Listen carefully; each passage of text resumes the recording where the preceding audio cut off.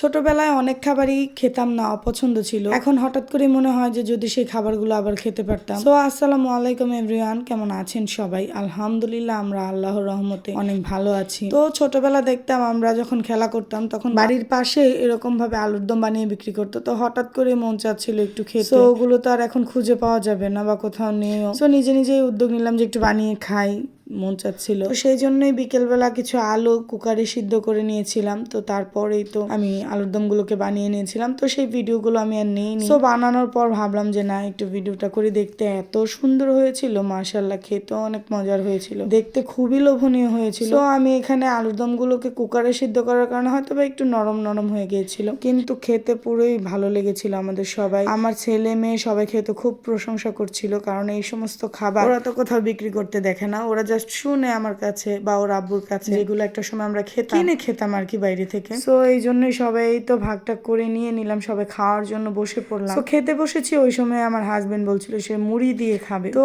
ঘরে মুড়িও ছিল না, বাসার মুড়িটা শেষ হয়ে গিয়েছিল। তারপরেই তো এখন আর কি করা, সে যখন খেতে চাচ্ছে তো তাকে কিনে এনেই খেতে হবে। তো সে চলে গেল মুড়ি, আর আমরা এখানে বেড়ে বসেছিলাম। তা আমি আবার মুড়ি ছাড়াই খেয়ে নিয়েছিলাম, আমার আবার মুড়ির প্রয়োজন ছিল না। আমার কেন যেন মুড়ি দিয়ে খেতে ইচ্ছেই করছিল না, আমি মুড়ি দিয়ে। সবাই ভালো থাকবেন, সুস্থ থাকবেন, আমাদের জন্য দোয়া করবেন। আল্লাহ হাফেজ।